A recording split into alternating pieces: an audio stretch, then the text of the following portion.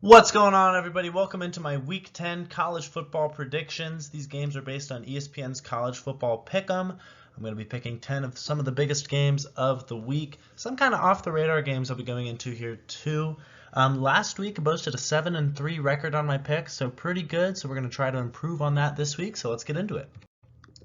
First game up, we got Baylor versus Oklahoma. We're jumping right into the afternoon slot. This is 3 p.m. game. It's on ESPN Plus, oddly enough. Typically wouldn't see this game on a ESPN Plus type of platform. Usually it would be on a bigger network, but I think that speaks to where both of these teams are at right now. And I think jumping into the 3 o'clock slot also shows how kind of barren the noon slot is this week. But Baylor, the winners of 2 straight. Offense has an ability to move the ball, averaging 38.4 points per game, 456 yards per game on offense, over 200 yards per game on the ground, so they can run the ball very well. And they're one of the leading defensive units in their conference. They rank top 5 in sacks, scoring defense, and yards per game allowed. So very good defense, can move the ball on offense. They've just kind of lost some games that just haven't gone their way, so they'll look to continue their winning streak against the Sooners. Oklahoma can also move the ball well. They're averaging 33 points per game, 454 yards per game. So similar numbers, also effective at rushing the ball as well. But their defense is one of the worst in the conference. They allow the most rushing yards of any team in the Big 12. And that's what goes into my pick for Baylor. So I'm going to take the Bears to get this win on the road here. Although I won't be watching this one because I do not have ESPN Plus. Get into the next game here. This is the big one. This is number 1 Tennessee versus number 3 Georgia at 3:30 p.m. on CBS. Now Tennessee, this is the best Tennessee team in a long time. This is the best Tennessee team I've ever seen. There's a lot of excitement around the country, around Knoxville. This offense is putting up insanely good numbers. Quarterback Hendon Hooker is leading the way. He's playing his way into the Heisman conversation. They're averaging 49.4 points per game and 553 yards per game. Those are both top in the nation. This defense allows 393 yards per game and 21 points per game. So a little high in the yards per game, but they keep them low in points. So this defense is going to be tested against Georgia here. Switching now to Georgia, they're playing up to expectations. They're exactly where everyone expects them to be. They're dominant on both sides of the ball. Offense averages 40 points a game, over 500 yards per game, and the defense is extremely dominant. They rank top 5 in the nation in scoring defense and yards per game allowed. So Georgia is a very complete team, and that's what goes into me picking Georgia, as well as the home field. I'll take Georgia to get the win here. They're 8.5-point favorites, so in terms of thinking about a cover, I think Tennessee could very easily cover this game, but I'm going to take the Bulldogs to get the win, and if Tennessee can win this game, which is a very realistic possibility, Knoxville might not survive till Monday. It might get burnt to the ground. Looking into the next game, this was kind of some of the games I was talking about that were kind of off the radar. UTSA versus UAB. This is some Conference USA action. The Roadrunners, they've been playing good football. They have an ability to move the ball through the air. Their quarterback, Frank Harris, he's top 10 in the nation in passing yards. They average 35.6 points per game, 489 yards per game. Defense is a little more of a, they give up more there. They give up close to 30 points a game and 419 yards per game. So kind of an ability to get into sort of shootouts. But they've had some close games as of late, so we'll see if it gets into that kind of territory. It could really determine the swing of the game. Looking at UAB now, they kind of have an opposite. On offense, at least, they can run the ball very well. They average 246.5 yards per game on the ground, so they're really a ground and pound type of team. That will be very important to their success. Obviously, if you can't do what you do well, then you're going to struggle. Their defense, they're allowing 328 yards per game and 18.5 points per game. This is one of the Conference USA's top defenses. UAB has a 62% chance to win this game. I'm going to go with UTSA here. I'm not really sure what possessed me to go with UTSA, but I'm just going to take them. I think that the quarterback dynamic will make a difference here, and that's who I'm taking. But yeah, moving on. We've got more sort of under the radar game. This one's in the Sun Belt. We got South Alabama versus Georgia Southern. This is a 4 p.m. game on ESPN Plus. South Alabama, they've played well. They're sitting at 6-2 on the year. Their defense is really a strength. Nothing on their offense really jumps off the page to me. They're holding opponents to 17.6 points per game and under 300 yards per game, so that is impressive. This is one of the better defenses in the Sun Belt. Georgia Southern, on the other hand, is one of the better offenses in the Sun Belt. They're averaging 494.5 yards per game and 36 26.9 points per game. This defense, though, is prone to giving up big numbers. So I'm going to take Georgia Southern to get the win. Or no, I'm not. Georgia Southern is favored by ESPN. I'm going to take South Alabama to get the win here because I think that their defense, and that being their strength, is going to win this game. So I'm going to take the defense here. I'm going to take the stronger defense to get the win with South Alabama. Looking now in our next game, it's number 23 Liberty versus Arkansas. This one's a 4 p.m. kick on SEC Network. Liberty's playing good ball. They're riding high. They're sitting at 7-1 on the year, averaging 30.9 points per game and 420 yards per game. They run the ball very well, nearly 200 yards per game rushing. That's very good statistically. This defense has held opponents to 330 yards per game and 21.5 points per game. Arkansas is going to be one of the better teams that Liberty has faced this year. So let's look at the Hogs now, the Razorbacks. They have turned things around. They did lose 3 straight games back in October. People were kind of not sure if they were panicking, but it definitely wasn't what was expected coming into the season. But they can move the ball well.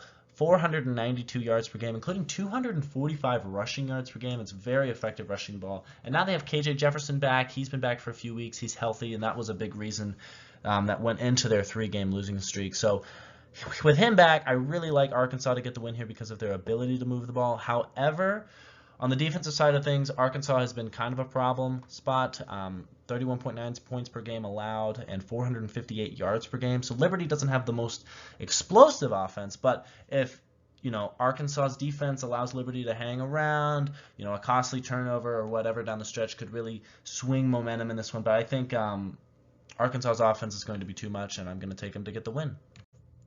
Looking at our next game now, more kind of off-the-radar stuff. I'm not a huge fan of what the games ESPN put forward this week, I'm going to be honest. But this is Troy versus Louisiana, 5 p.m. ESPN+.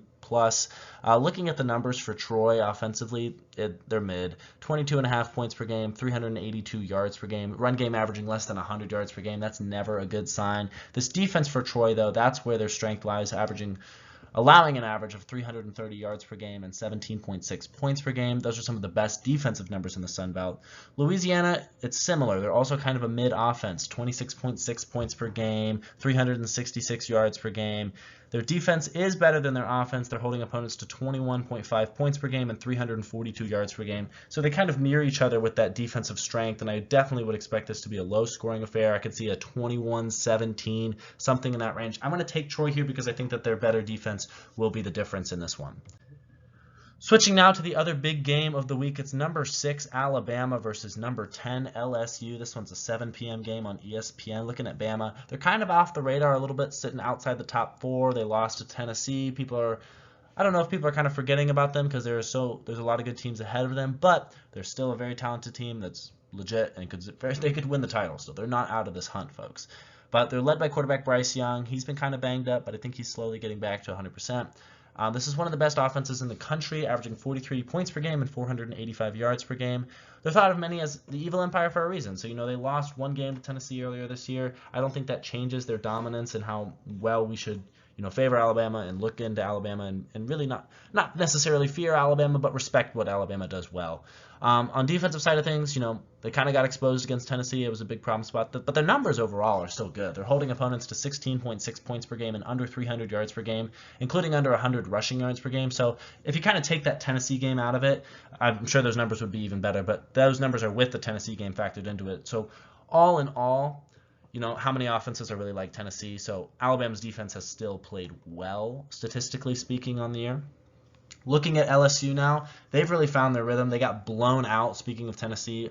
They got blown out in Tiger Stadium a few weeks ago against Tennessee, but they've really bounced back. Their win against Ole Miss most recently, that was a very impressive win for this team. Brian Kelly, he got mocked a lot in the offseason. People were thinking, well, this isn't going to work. Oh, it's working, folks. Brian Kelly can coach, and he's proving that here. Their offense is playing well, averaging 35 points per game, 450 yards per game. Jaden Daniels looks like a totally different quarterback from where he was at a year ago.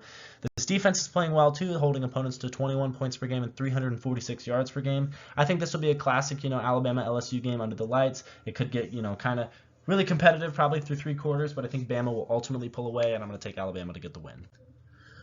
Going to some Big 12 action, it's number 24 Texas versus number 13 Kansas State. This one is at 7 p.m. on Fox Sports 1. Texas, they're a talented team. They have pieces, but they can't really finish out some of these games. We saw it most recently against Oklahoma State. They kind of just had a fourth quarter collapse and couldn't string things together. This offense is averaging 36.4 points per game and 444 yards per game. They've been hot and cold on the air. They've been kind of inconsistent. They've got to play consistently if they're going to win games, and they're really going to be successful in the long run.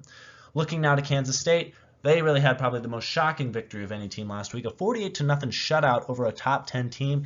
And I was kind of surprised to see that, and I was unaware that Adrian Martinez was hurt. They went with their backup quarterback, Will Howard. He went for 296 yards, 4 touchdowns, and a QBR of 92.1. I don't know who they're going with for their starter this week, whether it's going to be Howard or Martinez is going to be back, but I think Will Howard showed an ability to be a dynamic and electric, but I know Oklahoma State's a little weaker in the passing game, so we'll see if that weighs into how they, play strategy against Texas, but the run game with Deuce Vaughn has been a very strong point for the Wildcats. They're averaging 220 yards per game on the ground. This defense for Kansas State has put up good numbers as well, holding opponents to 17.3 points per game and 354 yards per game. I'm going to take the Wildcats to get the win here at home. The FPI likes Texas, 61.9% chance to win this game, but I'm going to take Kansas State. I think their ability to run the ball well, that can just grind Texas down, keep Texas's offense off the field, and Kansas State has a respectable defense, so I'm going to take the Wildcats to get the win here. Moving on now, number 4, Clemson versus Notre Dame. This one is a 7:30 p.m. game on NBC. Clemson, they're in familiar territory. They're top 4, they're undefeated, but they feel vulnerable. There's a lot of question marks around them for a top 4 team. Personally, I think Michigan should be ranked ahead of them, but either way, there's a lot of question marks. There's some quarterback struggles. They had to bench DJ Uiagalelei against Syracuse, so that's kind of raised some eyebrows. But they say they're going to go with DJ, I believe, this week. So the offense, averaging 37.1 points per game, 421 yards per game. DJ, like I said, he's looked good at times, and other times he's looked shaky. So inconsistent, but he's played better this year. I'll give him that. On defense for Clemson, they're holding opponents to 19.9 points per game and 332 yards per game, including under 100 rushing yards per game, so really good defensive numbers. They've found ways to win, but they haven't always looked dominant, or they haven't looked the part of a Tennessee, a Georgia, or an Ohio State. Looking at Notre Dame, they have gotten some wins. They're sitting at 5-3. They started 0-2, and everybody was just jumping off the Notre Dame bandwagon. I don't have a lot of confidence in this offense, I'll say, averaging 28.4 points per game, 383 yards per game. That just doesn't jump off the page to me, rather. They got to run the ball effectively in this one. They got to really set the line of scrimmage and just dictate the terms of victory. They really got to dominate up front if they're going to get a win here against Clemson. On defense, they're allowing 22.1 points per game and 334 yards per game. I think this game will be close. I think it'll be a typical Clemson game. You'll see it close in the third quarter, maybe even into the fourth quarter, but they'll score, they'll kind of pull away, maybe get a garbage time touchdown late, and then they'll get a win by 10, 14. It'll make it look more impressive than it actually is. So I'm going to take Clemson here, but don't sleep on Notre Dame. I think they have an ability to hang around and really compete with Clemson. And our last game on the docket, number 21 Wake Forest versus number 22 NC State. This one is an 8 p.m. game on ACC Network. Wake Forest got flat out embarrassed last week against Louisville. Really kind of an uncharacteristic performance from quarterback Sam Hartman. I believe he had 3 interceptions. But on offense, on the year, they're averaging 38.9 points per game and 434 yards per game. Hartman's a veteran player. You got to expect a guy like that to bounce back. He had an off game. That happens sometimes. The defense is allowing 27 points per game and 378.5 yards per game for the Demon Deacons. Looking at NC State now, their offense is very pedestrian. They lack an ability to score. They're averaging 26.8 points per game, 355 yards per game. Their shot at victory, it's all about their defense. They got to keep this one close. They're holding opponents to 17.4 points per game and 308.6 yards per game. They got to keep this one close and probably eke out a victory. That's kind of how the Wolfpack have done it as of late. I'm going to take Wake Forest to bounce back here and get a convincing win. I think they're going to recover well. But if NC State's defense can keep it close, force some turnovers maybe, then NC State will definitely get a win. But I'm confident in Sam Hartman and Wake Forest to bounce back. Well, that's my picks for this week. I hope everybody enjoys the college football weekend. I want to thank you for watching. A special shout out to ESPN for providing stats and info. And I hope your favorite team wins this weekend, unless, of course, they're playing my favorite team. We'll see you all here next week, and have a great weekend, folks.